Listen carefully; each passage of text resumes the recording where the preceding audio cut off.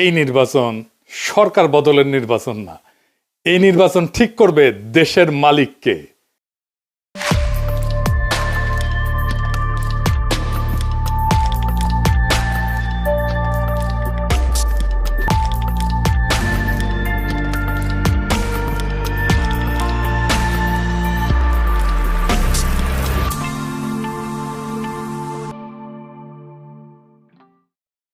এগারো দলের নির্বাচনে ঐক্য হয়েছে, আলহামদুলিল্লাহ।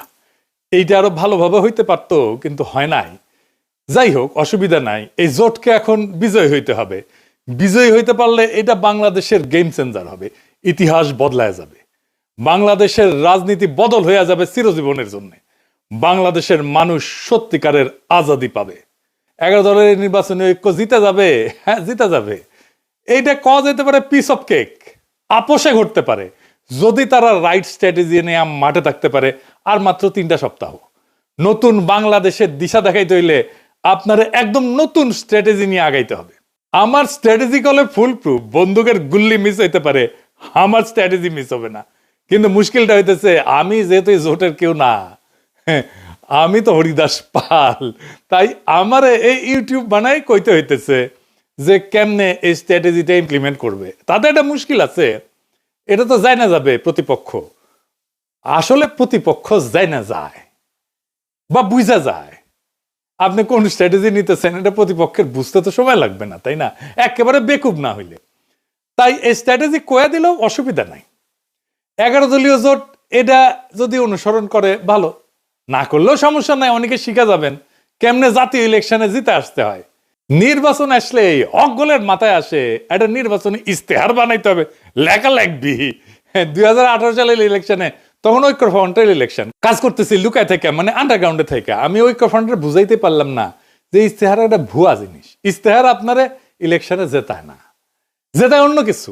এই ভূখণ্ডের রাজনৈতিক ইতিহাসে 2টা নির্বাচন ফেনোমেনাল হয়েছে। একটা 70-এর নির্বাচন আর 91 নির্বাচন। একটা মুজিব জিতছিল, আর একটা জিতছিল খালেদা জিয়া। মুজিবের 70-এর নির্বাচনে জিতাইছিল কি কন্ত 6 দফা স্বায়ত্ত শাসন, তাই না? 91 খালেদা জিয়া জিতাইছিল কি? উনার একটাই কথা, ওদের হাতে গোলামির জিনজির, আমাদের হাতে স্বাধীনতার পতাকা। এই কথাটা, এই যে 6 দফা আর স্বাধীনতার পতাকা, এটা কি নির্বাচনী ইস্তেহারে লেখা ছিল? না, লেখা ছিল না। তাহলে এটা কি যা এত সিম্পল, এত ছোট, অথচ এত পাওয়ারফুল? কি এটা? এটা হইতেছে স্ট্র্যাটেজিক ডক্ট্রিন। নতুন কথা মনে হইতেছে, আগামী নির্বাচনে 11 দলের স্ট্র্যাটেজিক ডক্ট্রিন লাগবে একটা, যদি জিততে চায়। আজকাল আলাপ সেই স্ট্র্যাটেজিক ডক্ট্রিন নিয়ে আসেন। আগে বুঝে নেই কেন স্ট্র্যাটেজিক ডক্ট্রিন ইস্তেহারের চাইতে অনেক বেশি গুরুত্বপূর্ণ। আর স্ট্র্যাটেজিক ডক্ট্রিন আসলে কি, এর হাতি না ঘোড়া? আসেন আল্লাহর নামে শুরু করি। ইস্তেহার হইতেছে নির্বাচনের আগে দেওয়া প্রতিশ্রুতির তালিকা, কি কি করা হবে তার ঘোষণা, মূলত ভবিষ্যৎ নির্ভর। আর স্ট্র্যাটেজিক ডক্ট্রিন হইতেছে রাজনীতিকে দেখার দৃষ্টিভঙ্গি, ক্ষমতার উৎসকে সেটা নির্ধারণ করা, রাষ্ট্র কার জন্য, তার স্থায়ী উত্তর একটা স্ট্র্যাটেজিক ডক্ট্রিন। ইস্তেহার বলে কি করব, ডক্ট্রিন বলে কেন করব আর কার জন্য করব। মানুষ এই সমস্ত ইস্তার ফিস্তার বিশ্বাস করে না, পড়েও না। রাজনৈতিক দলের কর্মীরাও পড়ে না, কারণ সারা দুনিয়ার বাস্তবতা হইতেছে প্রায় সব দলই একই প্রতিশ্রুতি দেয়।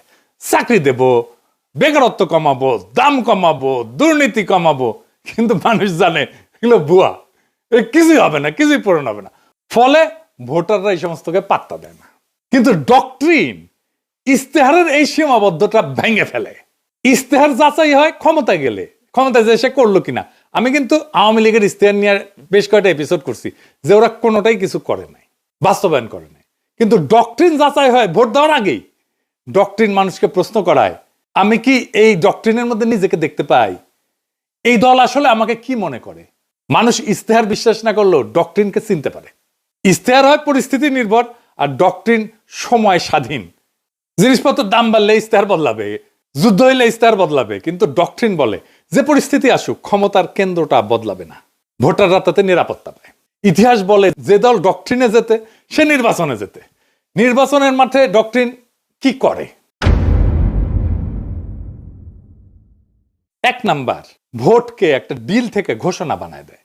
ইস্তেহার, আমি ভোট দিচ্ছি কারণ তুমি দিবা আমারে, তাই তো? আর ডক্ট্রিন বলে আমি ভোট দিচ্ছি কারণ আমি জানি ও আমি কে তার কাছে। 2 নাম্বার, প্রতিপক্ষের কথা কেউ নিজের করে নেয়। তার প্রতিপক্ষ যত কথা বলবে আমাদের ফ্রেমে বলবে, এটাই ডক্ট্রিন ঠিক করে। এটা আমরা আগে পরে আরো বিস্তারিত বলবো। ডক্ট্রিন ঠিক হলে ইশতেহার তার বাইরে যেতে পারে না। ডক্ট্রিন ইশতেহারের সীমা টেনে দেয়। আর মানুষের মনস্তত্ত্ব, মানুষ কি বিশ্বাস করে? মানুষ বিশ্বাস করে যে তাকে সম্মান দেয়, যে তাকে ছোট করে না, যে তাকে মর্যাদা দেয়, যে তাকে রাষ্ট্রের মালিক বানায়, তাকে বিশ্বাস করে। আর ইশতেহার বলে আমি তোমার এটা দেব।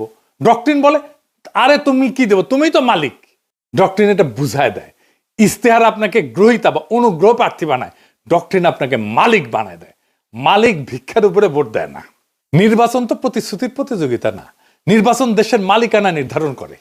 তাই ইশতেহারের চেয়ে গুরুত্বপূর্ণ আমরা রাষ্ট্রকে, রাজনীতিকে, মানুষকে, জনগণকে, রাষ্ট্রের সাথে জনগণের সম্পর্ককে কিভাবে দেখি। নির্বাচনে মানুষ প্রতিশ্রুতিতে ভোট দেয় না, এটা বুঝতে হবে বাংলাদেশের পলিটিশিয়ানদেরকে। নিজের অবস্থানকে যে বুঝাই দিতে পারে তারে ভোট দেয়। আর যেই দল মানুষকে তার অবস্থান বুঝায় দেয় সেই দল ইশতেহার ছাড়াই জয়ী হইতে পারে। ইশতেহার ভুয়া জিনিস, ডক্ট্রিন আসল জিনিস। তাইলে 11 দলীয় জোটের বিজয়ের লক্ষ্যে স্ট্র্যাটেজিক ডক্ট্রিন কি হইতে পারে? আগে দেখে নেই বিএনপির স্ট্র্যাটেজিক ডক্ট্রিন কি এই নির্বাচনে, বলতে পারবেন? এটা জানা দরকার, কারণ এই বিএনপির স্ট্র্যাটেজিক ডক্ট্রিনকে হারাইতে হবে। কি সেটা? সেটা হইতেছে সবার আগে বাংলাদেশ। আমার আগে আমরা, আমাদের আগে দেশ, সবার আগে বাংলাদেশ। সবার আগে বাংলাদেশ, সবার আগে বাংলাদেশ। দেখেছেন উনারা সচেতন ভাবে করছেন কিনা এটা উনারাই বলতে পারবেন। তবে এইটা একটা plain and pure strategic doctrine বিএনপির। সবার আগে বাংলাদেশ এটা কেবল স্লোগান না, এটা একটা ডক্ট্রিনাল স্টেটমেন্ট। এইটাই ক্ষমতার উৎস নির্ধারণ করে। তাহলে এই ডক্ট্রিনাল স্টেটমেন্টের সমস্যা বের করতে হবে। সমস্যাটা কি? এই স্লোগানের সমস্যা বের করতে পারলে এইটারে ফাইট করা সহজ। আর এইটারে ফাইট করতে পারলে বিএনপি পুরা ক্যাম্পেইন কোলাপস করবে। আসেন এটা দেখে নিই, আমরা বিস্তারিত খুঁটায় খুঁটায় দেখব। তাইলে বুঝবেন এই সরল কথার মধ্যে কি গরল লুকায় আছে। গরল মানে জানেন তো, বিষ বিষ বিষ। তো দানের শীষের এই ডক্ট্রিনে কি বিষ লুকে আছে সেটা আমরা খুঁজে দেখি। সবার আগে বাংলাদেশ মানে বাংলাদেশ নামে একটা বিমূর্ত সত্তা আছে। সেই সত্তার যে স্বার্থ সেটা জনগণের উপরেও প্রাধান্য পাইতে পারে। অর্থাৎ জনগণ আগে না, রাষ্ট্র আগে। এটা একটা স্পষ্ট স্টেট ফার্স্ট ডক্ট্রিন। এটা শাসনের বৈধতা তৈরি করে। এই স্লোগান দিয়ে বলা হয় দেশের স্বার্থে সব কাজ করা হবে, ফলে অধিকার সীমিত করা, মত প্রকাশ দমন করা, কঠোর সিদ্ধান্ত নেওয়া, দমন পীড়ন করা সবই নৈতিকভাবে বৈধ হয়ে যায়। হাসিনার মতো। হাসিনাও এই একই ধরনের ডক্ট্রিনে বিলিভ করত, বিশ্বাস করত। এটারে বলা হয় ইংরেজিতে ইনস্ট্রুমেন্টাল লেজিটিমেসি ডক্ট্রিন, মানে উদ্দেশ্যের নামে পদ্ধতির বৈধতা। মানে উদ্দেশ্য হইতেছে আগে রাষ্ট্র, সবার আগে বাংলাদেশ। সেই জন্যে ওই সবার আগে বাংলাদেশকে রাখার জন্য যা যা পদ্ধতি আমি অ্যাপ্লাই করব সব বৈধ, সব সহি। এইটা জনগণকে সাবজেক্ট না অবজেক্ট বানায়, মানে জনগণ আর মালিক থাকে না, শাসিত হওয়ার বস্তু বানায় ফেলে। এই ফ্রেমে দেশ উপরে, জনগণ নিচে। জনগণ দেশকে সেবা দিবে, সেবা। জনগণ এখানে রাষ্ট্রের মালিক না, রাষ্ট্রের উপকরণ। এইটাকে প্যাটার্নালিস্টিক ডক্ট্রিনও বলা যায়, মানে অভিভাবক সুলভ শাসন ডক্ট্রিন বা অভিভাবকত্ববাদী রাষ্ট্রনীতি। এটা মানে কি? রাষ্ট্র নিজেকে জনগণের অভিভাবক মনে করে, আর জনগণকে দেখে অপ্রাপ্ত বয়স্ক, বুঝে না, নতুন, অক্ষম হিসাবে। এই এই সোনামণি বসো, জান তুই টেকে হ্যাঁ নয় নতুন নতুন। যাদের হয়ে রাষ্ট্র ভালো বুঝে সিদ্ধান্ত নেয়। এই ডক্ট্রিনে জনগণ মালিক না, তত্ত্বাবধানে থাকা ব্যক্তি, যার সম্মতি প্রয়োজনীয় না, আনুগত্যই যথেষ্ট। প্রশ্ন করাকে দেখা হয় অকৃতজ্ঞতা হিসাবে। Paternalistic doctrine. বোঝা গেছে হাসিনা বলতো অকৃতজ্ঞ জাতি। এইখানে রাষ্ট্র বলে তোমার চেয়ে আমি বেশি বুঝি, আমি সবচেয়ে বেশি বুঝি। এই অভিভাবকত্ববাদী রাষ্ট্রনীতি এমন একটা শাসন দর্শন যেখানে জনগণ নাগরিকরা রাষ্ট্রের সন্তান। সন্তান বললে ভালো শোনায়, আসলে ওই অর্থে না আর কি, মানে অপ্রাপ্ত বয়স্ক জনগণ। দেখেন সবার আগে বাংলাদেশের ডক্টরিন কিন্তু পাল্টায় না কখনোই। মানে ধরেন যুদ্ধেও একই থাকে, সংকটেও একই থাকে, দমনেও একই থাকে। যুদ্ধও মানাবে, এটা সংকটও মানাবে, দমনেও মানাবে, কারণ দেশের জন্য সব যুক্তি খাটে। এটি ডক্টরিনের লক্ষণ। ডক্টরিন হয়ে উঠতে হইলে এরকম যে কোনো পরিস্থিতিতে এইটা কাজে লাগবে। এটা সীমা টানে না, ক্ষমতাকে অসীম কইরা দেয়। এই স্লোগানে কোথাও বলা নাই কি করা যাবে না, জনগণ কখন না বলবে, ক্ষমতার সীমা কোথায় বলা নাই। ক্ষমতা নিজেই তার সীমা ঠিক করে। এটা আনচেকড সোভার্নিটি ডক্ট্রিন, সীমাহীন সার্বভৌমত্বের ডক্ট্রিন। এইটা নিয়ন্ত্রণহীন সার্বভৌমত্ববাদী রাষ্ট্রনীতি। রাষ্ট্র নিজেই নিজেকে চূড়ান্ত ক্ষমতার উৎস মনে করে, যার উপরে জনগণের সম্মতি, জনগণের জবাবদিহিতা চাওয়ার অধিকার, এমনকি জনগণের এটা সীমা ঠিক করে দেওয়া, এটা কাজ করে না। এই ডক্ট্রিনে ক্ষমতার উপরে কোনো কার্যকর নিয়ন্ত্রণ থাকে না। রাষ্ট্রের স্বার্থ সব প্রশ্নের ঊর্ধ্বে। নাগরিক অধিকার এখানে শর্ত সাপেক্ষ হয়ে যায়। রাষ্ট্র বলে আমি সিদ্ধান্ত নেব, সীমা আমি ঠিক করব, তুমি কোন তেজপাতা, তুমি কোন। তার মানে সবার আগে বাংলাদেশ কোনো আবেগী স্লোগান না, এটা এমন একটা স্ট্র্যাটেজিক ডক্ট্রিন যা রাষ্ট্রকে জনগণের উপরে স্থাপন করে এবং ক্ষমতাকে সীমাহীন বৈধতা দেয়। তাইলে এই সবার আগে বাংলাদেশ এই স্লোগানের স্ট্র্যাটেজিক ডক্ট্রিনকে হারাইবেন কেমনে? এই প্রথম কৌশল হইতেছে এটাকে আক্রমণ করা যাবে না। আক্রমণ না করে হারানো যায়, খুব চমৎকার ভাবে হারানো যায়, অপরূপ ভাবে হারানো যায়, মোলায়েম ভাবে হারানো যায়। কারণ আপনি এটা ব্যাখ্যা করতে পারবেন না এখন কেন এটা খারাপ। আপনি জন ধরে বুঝাইতে পারবেন না, টাইম নাই, কইতে পারবেন না বুঝিস এই স্লোগান কিন্তু তোমার স্লোগান। তাই এইটার কৌশল অন্য। কি সেই কৌশল? এই স্লোগানকে গ্রহণ করতে হবে। আমরা এটাকে গ্রহণ করতেছি কারণ রাজনীতিতে যে স্লোগান জনগণের মনে কিছুটা ঢুকে গেছে, সেটাকে ভাঙা সহজ হয় না, কিন্তু সেটাকে নতুন অর্থ দিতে পারলে জেতা যায়। আমরা এটাকে নতুন অর্থ দেব। তাহলে কি হবে? Counter narrative. কিভাবে আমরা এই কথাটাকে নতুন মিনিং দিতে পারবো, নতুন অর্থ দিতে পারবো? তাহলে আমাদের এমন একটা স্লোগান আবিষ্কার করতে হবে যেই স্লোগানের মানে এই বিএনপির স্লোগান সবার আগে বাংলাদেশের স্লোগানের অনিবার্য পরিণতি বলে মনে হয়, ডেস্টিনি বলে মনে হয়। কি হইতে পারে সেটা? সবার আগে বাংলাদেশের কাউন্টার ন্যারেটিভ হবে আমরাই বাংলাদেশ। ওরা বলবে সবার আগে বাংলাদেশ, আমরা বলবো সেটাই তো আমরাই বাংলাদেশ। এখানে কোনো ঝগড়া নাই, এখানে কোনো কনফ্রন্টেশন নাই, এখানে কোনো কন্ট্রাডিকশন নাই, এখানে আছে কমপ্লিশন, সম্পূর্ণতা। বিএনপি বলছে কি আগে, আমরা বলছি ওইটা আসলে কি, কেন আমরাই বাংলাদেশ। বিএনপির সবার আগে বাংলাদেশ স্লোগানকে আমরাই বাংলাদেশ স্লোগান সুপারসিড করে যাবে। এখানেই মূল খেলা। আমি এখানে কয়েকটা দিক ব্যাখ্যা করব কেন, কিভাবে এটাকে সুপারসিড করে যাবে। আসেন সেটা বুঝে দেখি, খুব মজা লাগবে। প্রথমে দার্শনিক ব্যাখ্যা, মানে পলিটিক্যাল ফিলোসফির ব্যাখ্যা। বাংলাদেশ জমি না, পতাকা না, সংবিধানের কাগজ না। বাংলাদেশ হলো মানুষের সমষ্টিগত রাজনৈতিক অস্তিত্ব। এখান থেকে আসে জনগণের সার্বভৌমত্ব। মানুষ মানে রাষ্ট্রের মালিক। তাই আমরাই বাংলাদেশ কোনো আবেগী কথা না, এটা সার্বভৌমত্বের ঘোষণা। বিএনপি দেশকে একটা বাইরের বস্তু হিসেবে দেখে, আমরা দেশকে নিজেদের পরিচয় হিসেবে দেখি। 2 নাম্বার, রাষ্ট্রনৈতিক ব্যাখ্যা বা স্টেট লজিক। বিএনপির ফ্রেম রাষ্ট্র আগে, রাষ্ট্র সিদ্ধান্ত নেয়, মানুষ উপকারভোগী। আমাদের ফ্রেম মানুষ আগে, মানুষ সিদ্ধান্ত নেয়, রাষ্ট্র মানুষের যন্ত্র। এইখানে ক্ষমতার কেন্দ্রটা বদলায় যায়। এইটাকে বলে সাবজেক্ট শিফট। বিএনপি বলে আমরা দেশ চালাবো, আমরা বলি আমরাই দেশ। এই অবস্থান থেকে কাউকে হারাইতে গেলে বলতে হয় তুমি দেশ না। এইটা তো সে বলতে পারবে না। রাজনীতিতে এর চেয়ে আত্মঘাতী কথা আর নাই। 3 নম্বর হইতেছে পলিটিক্যাল স্ট্র্যাটেজির ব্যাখ্যা। এটারে বলা হয় ক্লাসিক ফ্রেম হাইজ্যাকিং। বিএনপি যতবার বলবে সবার আগে বাংলাদেশ, ততবার তারা আসলে বলবে আমরা আগে। তারা নিজেরাই জনগণকে কেন্দ্র বানাবে, আমাদের ফ্রেম রিপিট করবে। এটারে বলা হয় নো এসকেপ ন্যারেটিভ। ওরা কথা বললেই আমার ভাষায় কথা বলবে। 4 নম্বর হইতেছে মার্কেটিং ব্যাখ্যা, পলিটিক্যাল মার্কেটিং আর কি, মানে পণ্যের মার্কেটিং না। বিএনপির স্লোগান অ্যাবস্ট্রাক্ট প্রোডাক্ট সেন্ট্রিক, মানে মানুষ শুধু সমর্থন করে। আমাদের স্লোগান আইডেন্টিটি বেসড, মানুষ নিজেকে এটার ভিতরে দেখতে পায়। মানুষ পোস্টারে লিখবে আমরাই বাংলাদেশ, কারণ এটা স্লোগান না, এটা সেলফ আইডেন্টিটি স্টেটমেন্ট। মানুষ যেটা নিজের পরিচয় মনে করে ওইটার সাথে বিশ্বাসঘাতকতা করে না। বোঝা গেছে? খুব সিম্পল 2টা শব্দ, বিধ্বংসী। আপনাদের মনে আছে আওয়ামী লীগের জয় বাংলা স্লোগানটারে ক্যাপচার কইরা ধ্বংস করে দিছিলাম। আগে ক্যাপচার করছি, তারপরে ধ্বংস করে দিছি, ডেস্ট্রয় করে দিছি। বেশি দিন আগের কথা না, মনে আছে না যেই স্লোগান তাদেরকে উদ্দীপ্ত করার কথা, সেই স্লোগানটাকে আগে ক্যাপচার কইরা ধ্বংস করে দিছিলাম একেবারে পুরাপুরি। এই টেকনিকে এবার আসেন ইলেকশন জার্নির আর্ক। সেটা আবার কি?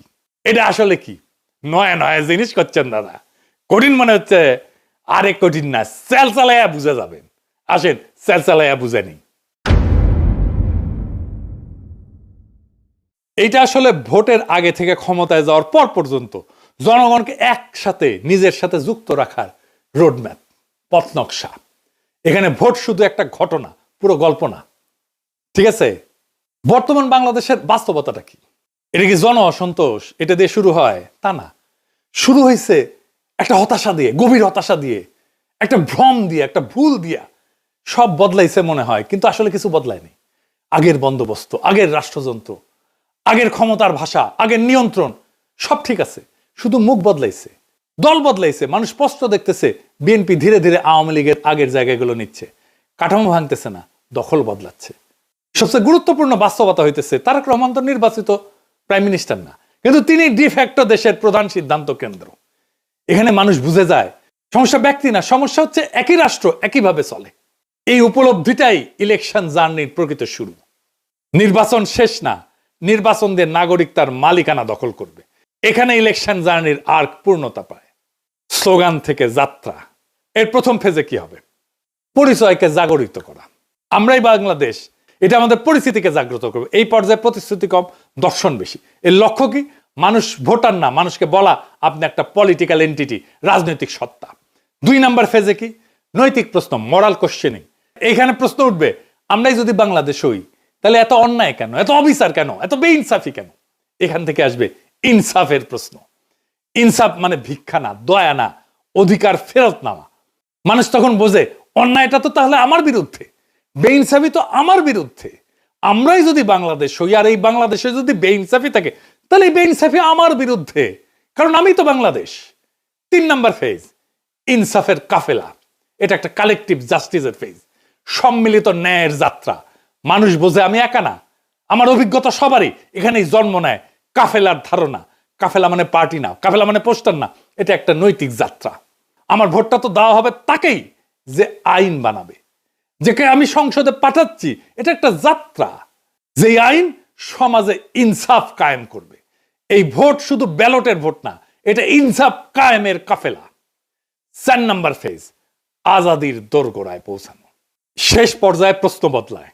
কে ক্ষমতায় যাবে এটা প্রশ্ন না, বরং আমরা কিভাবে শাসিত হব সেইটা প্রশ্ন হয়ে দাঁড়ায়। আজাদি মানে নিজের জীবনের উপরে নিজের কর্তৃত্ব। এখানে নির্বাচন ক্ষমতার উৎস না, এই নির্বাচন হইতেছে আজাদির দরজায় পৌঁছানোর মাধ্যম। ইনসাফের কাফেলা দিয়ে আজাদির দরজায় পৌঁছানোর মাধ্যম হইতেছে নির্বাচন। তাইলে কেন এই যে সিম্পল মেসেজ আমরা এই বাংলাদেশ, এটা কেন আমাদের জিতায় দেবে? 5টা সিম্পল কারণে জিতায় দেবে। 1 নাম্বার, এটা ঝগড়ার রাজনীতি না। 2 নাম্বার, এটা পরিচয়ের রাজনীতি। 3 নাম্বার, এটা মানুষকে ছোট করে না। 4 নাম্বার, এটা মানুষকে রাষ্ট্র বানায়, মালিক বানায়। 5 নাম্বার, এটা প্রতিপক্ষের মুখে আমাদের ভাষা ঢুকায় দেয়। মানুষ যখন বলে আমরাই বাংলাদেশ, সে আর শুধু ভোটার থাকে না, সে হয়ে যায় মালিক। আর মালিক কখনো ভুল জায়গায় দাঁড়ায় না। এই নির্বাচন সরকার বদলেন না, এই নির্বাচন ঠিক করবে দেশের মালিককে। ওরা বলে সবার আগে বাংলাদেশ, আমরা বলি আমরাই বাংলাদেশ। যেদিন মানুষ এটা বুঝে যাবে সেদিন আর কাউকে জিততে হবে না। নির্বাচন নিজেই নিজের ফল ঘোষণা করবে। সেই দিনের অপেক্ষায় আমরা থাকব 12ই ফেব্রুয়ারিতে। ইনকিলাব জিন্দাবাদ। আমরা কি চাই? আপনি কি চান? আমি কি চাই? বাংলা কি চায়? মাটির কি চায়? শহীদ কি চায়? আমরা কি চাই? বাংলা কি চায়? 24 কি চায়? জুলাই কি চায়? আমরা কি চাই? ইনকিলাব কি চায়? বিপ্লব কি চায়? জনতা কি চায়? মাটি কি চায়? বাংলা কি চায়?